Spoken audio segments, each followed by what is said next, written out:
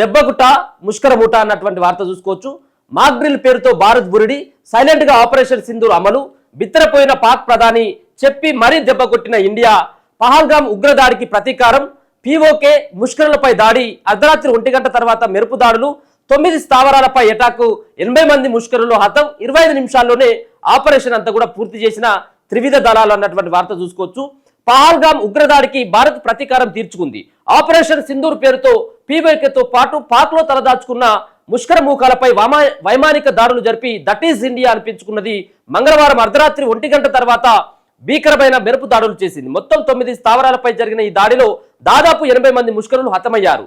Indian army, air force, navy త్రివిధ దళాలు సంయుక్తంగా కలిసి ఈ ఆపరేషన్ చేపట్టాయి. అంతర్జాతీయ సరిహద్దుకు 100 కిలోమీటర్ల దూరంలో ఉన్న బహవాల్పూర్ లో ఉన్న జైషే మహమ్మద్ ప్రధాన కార్యాలయం, మురిడ్కే సాంబా ఎదురుగా సరిహద్దుకు 30 కిలోమీటర్ల దూరంలో ఉన్న లష్కరే క్యాంపు, సరిహద్దు నియంత్రణ రేఖ పుంచు రౌజారికి 35 కిలోమీటర్ల దూరంలో ఉన్న గుల్పూర్, పాక్ ఆక్రమిత జమ్మూ కాశ్మీర్లోని తంగ్దార్ సెక్టర్ లోపల 30 కిలోమీటర్ల పరిధిలో ఉన్న Sawai Lashkare camp, JM launch pad Bilal camp, రౌజర్కి ఎదురుగా నియంత్రణ రేఖకు 15 కిలోమీటర్ల దూరంలో ఉన్న JM launch pad Bilal camp, రౌజర్కి ఎదురుగా నియంత్రణ రేఖకు 10 కిలోమీటర్ల పరిధిలో ఉన్న బర్నాలా క్యాంపు, సాంబా కతువా ఎదురుగా అంతర్జాతీయ సరిహద్దుకు 8 కిలోమీటర్ల దూరంలో ఉన్న సర్జల్ క్యాంప్, అంతర్జాతీయ సరిహద్దుకు 15 కిలోమీటర్ల దూరంలో ఉన్న సియాల్ కోట్ సమీపంలో ఉన్న హెచ్ఎం శిక్షణ శిబిరం, మొహమూనా క్యాంపులపై భారత్ మెరుపు దాడులు చేసింది. అంటే 9 చోట్ల ఏకకాలంలో కూడా దాడులు చేయడం జరిగింది. అంతా 25 నిమిషాల లోపే ఆపరేషన్ సింధూర్ని పూర్తి చేయడం జరిగింది. ఆపరేషన్ సింధూర్ గురించి colonel Sofiya Qureshi, wing commander Vyomika Singh మీడియాకు వివరాలు వెల్లడించారు. మే 6, 7 తేదీల్లో భారత సైన్యం జైషే హిజ్బుల్ స్థావరాలను ఎలా ధ్వంసం చేసిందో వివరించారు. జమ్మూ కాశ్మీర్ ఉగ్రదాడిలో అశువులు బాసిన భారతీయులకు న్యాయం చేసేందుకు క్షిపణి దాడిని చేశాం. ఈ ఆపరేషన్ సరిగ్గా 1 గంటల 5 నిమిషాలకు ప్రారంభమై 1 గంటల 30 నిమిషాలకు ముగిసింది. 9 ఉగ్ర స్థావరాలను ధ్వంసం చేశాం. కేవలం కాల్పులు ఆపించడమే కాదు, అక్కడి ప్రజలకు మానవత సహాయం చేయడం కూడా మా బాధ్యతే. ఇంటెలిజెన్స్ రిపోర్ట్ ఆధారంగా ఆపరేషన్ సింధూర్ నిర్వహించాం. ఉగ్రవాద శిబిరాలను ఖచ్చితంగా గుర్తించి వాటిని ధ్వంసం చేశాం. ఈ దాడుల్లో పాకిస్తాన్ పౌరులు చనిపోలేదు. 3 దశాబ్దాలుగా పాకిస్తాన్, పాక్ ఆక్రమిత జమ్మూ కాశ్మీర్లోని విస్తరించి ఉన్న ఉగ్రవాద నియామకాలు, శిక్షణా కేంద్రాలు, లాంచ్ ప్యాడ్లు వంటి గత పాకిస్తాన్ ఉగ్రవాద మౌలిక సదుపాయాలను నిర్మిస్తుంది. వాటన్నిటిని ధ్వంసం చేయడమే మా లక్ష్యమని సోఫియా వెల్లడించారు. ఈ సందర్భంగా పాక్లో ఎక్కడెక్కడ దాడులు జరిపారో పూర్తి వివరాలు మ్యాప్లో వ్యోమికా సింగ్ వివరించారు. మరోవైపు భారత విదేశాంగ కార్యదర్శి విక్రమ్ మిస్త్రీ మాట్లాడుతూ జమ్మూ కాశ్మీర్లో తిరిగి వస్తున్న సాధారణ స్థితిని అడ్డుకోవడం ఈ దాడి లక్ష్యమన్నారు. అనంతరం పాక్లో మురిడ్గాలోని టెర్రరిస్ట్ క్యాంపును ధ్వంసం చేసిన వీడియోను ఇండియా ఆర్మీ రిలీజ్ చేసింది. 2008 ముంబై దాడులకు పాల్పడిన అజ్మల్ ఖసబ్, డేవిడ్ హెడ్లీ వంటి కరుడుగట్టిన ఉగ్రవాదులను ఈ మురిడ్గే ప్రాంతంలోనే శిక్షణ పొందారని కల్నల్ సోఫియా ఖురేషీ వివరించారు.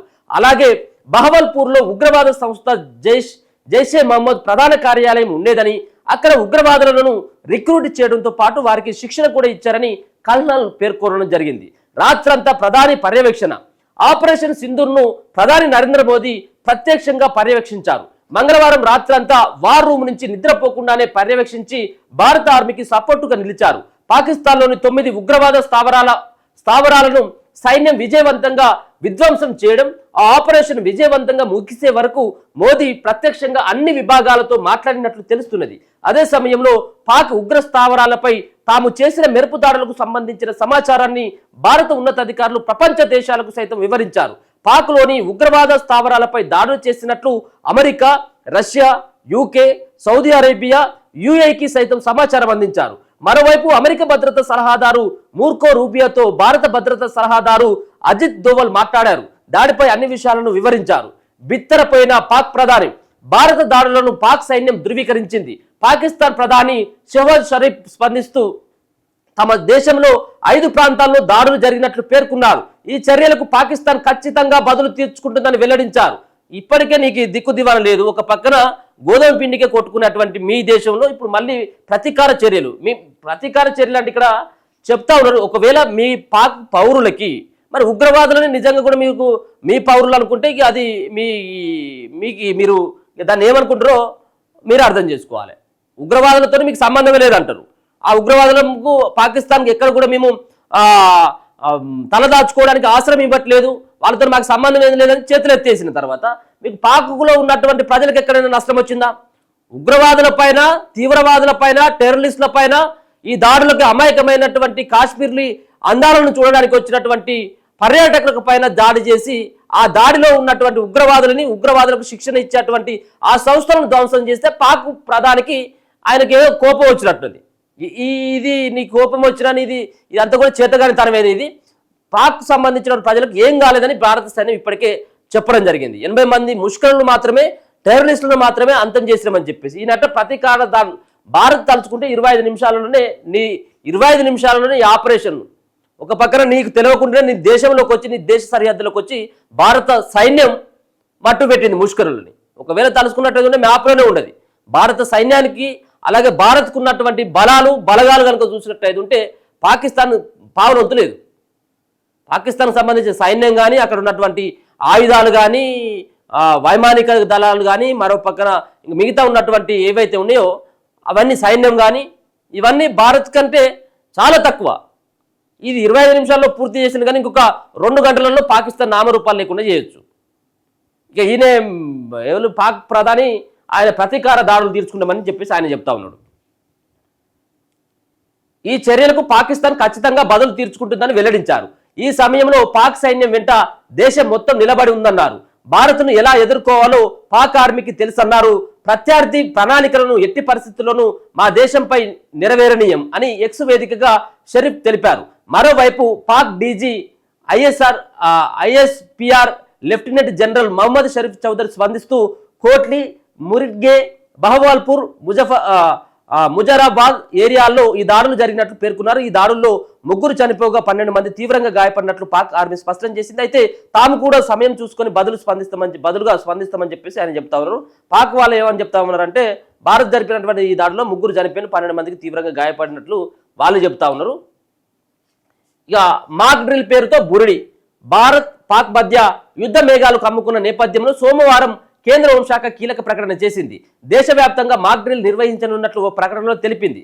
ఢిల్లీ, హైదరాబాద్, చెన్నై తదితర నగరాలతో పాటు 259 ప్రదేశాల్లో మెగా సెక్యూరిటీ డ్రిల్ నిర్వహించాలని ఆదేశించింది. దీంతో భారత్లో ఏం జరుగుతుంది అంటూ ప్రపంచ మీడియా దృష్టి అంతా ఇటువైపు పడింది. అటు పాక్ సైతం మాక్ డ్రిల్పై దృష్టి కేంద్రీకరించింది. ఈ నేపథ్యంలో కేంద్ర హోంశాఖ మెజారిటీ సైన్యం ఈ డ్రిల్స్ లో బిజీగా ఉంటాయని భావించి కాస్త రిలాక్స్ అయినట్లు తెలుస్తుంది. సరిగ్గా ఇదే సమయంలో పాక్ ఏమరపాటును అవకాశంగా మలుచుకున్న భారత సైన్యం మంగళవారం అర్ధరాత్రి ఆ దేశంపై ఒక్కసారిగా విరుచుకుపడింది. లష్కరే తోయిబా, జైషే మహమ్మద్ వంటి నిషేధిత ఉగ్ర సంస్థలకు చెందిన స్థావరాలపై క్షిపణుల వర్షం కురిపించింది. అంతర్జాతీయ సరిహద్దులకు 100 కిలోమీటర్ల లోపు ఉన్న ఉగ్ర క్యాంపులను నాశనం చేసింది. ధ్వంసం చేసిన వాటిలో పాకిస్తాన్లో 4, పాక్ ఆక్రమిత కాశ్మీర్లో 5 స్థావరాలు ఉన్నాయట.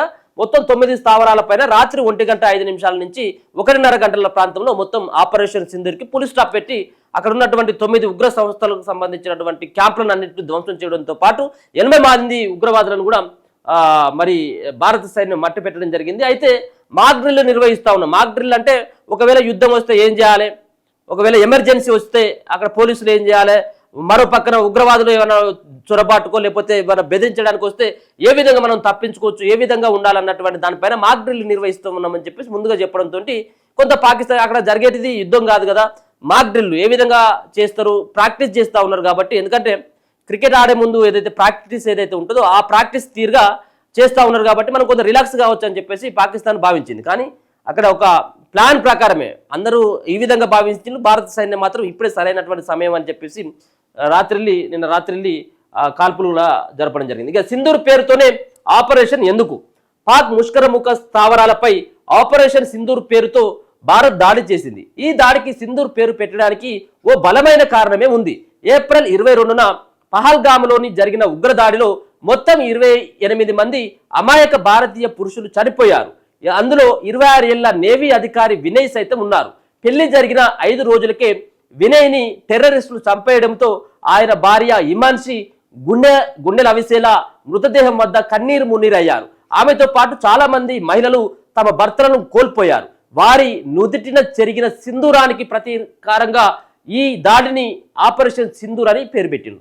సో ఇక్కడ అర్థమైతే ఉన్నది కదా, ఏదైతే మహిళలు ఎవరైతే ఉన్నారో వాళ్ళ భర్తలను కోల్పోయి వారి నుదిటిన చెరిగినటువంటి సింధూరానికి ప్రతీకారంగానే జరిపినటువంటి ఈ యొక్క ఆపరేషన్కి ఆపరేషన్ సింధూర్ అన్నటువంటి పేరు. మీ యొక్క భర్తల యొక్క మరణానికి ఖచ్చితంగా భారత్ ప్రతీకారం తీర్చుకుంటుందనేది బీహార్లో మోదీ ఆవేశంగా ఆగ్రహంగా మాట్లాడినటువంటి మాటలే నిజమైనవి. గతంలో మనం ఎన్నో దాడులు చూడడం జరిగింది.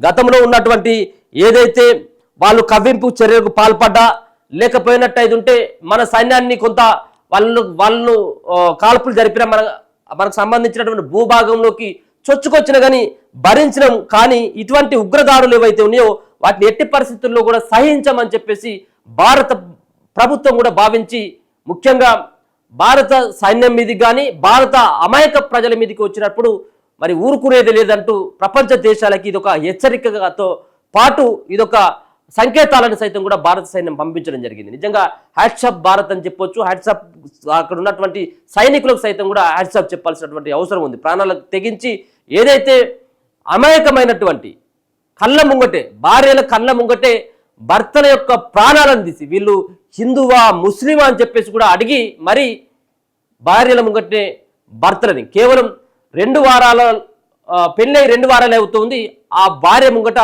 భర్తని మరి చంపినటువంటి దృశ్యాలు, ఆ భర్త శవం ముంగట పడి ఆ భార్య విలిపించేలా గుండెలు అవిసేలా రోధించినటువంటి తీరు పట్ల యావత్ భారత్ అంతా కూడా ఖచ్చితంగా పాకిస్తాన్ పైన ప్రతీకారం తీర్చుకోవాలని చెప్పేసి బదులు తీర్చుకోవాలని చెప్పేసి యావత్ సమాజం అంతా కూడా ఆ సంబంధించినటువంటి దాడి పట్ల స్పందించడం జరిగింది. దానికి అనుగుణంగానే భారత సైన్యం జరిపింది కాల్పులు, దానికి ఆపరేషన్ సింధూర్ పేరు మీద. సో మొత్తానికి ఆపరేషన్ సింధూర్ ఏ విధంగా జరిగింది, ఎలా జరిగింది, ఎన్ని గంటలకు జరిగింది అన్నటువంటి అన్ని అంశాలని మొత్తం 25 నిమిషాల్లోనే పూర్తి చేసామన్నటువంటి అంశాలని నిన్న సంబంధించినటువంటి అధికారులు నిన్న దానికి సంబంధించినటువంటి వివరించేటువంటి ప్రయత్నం అయితే చేయడం జరిగింది.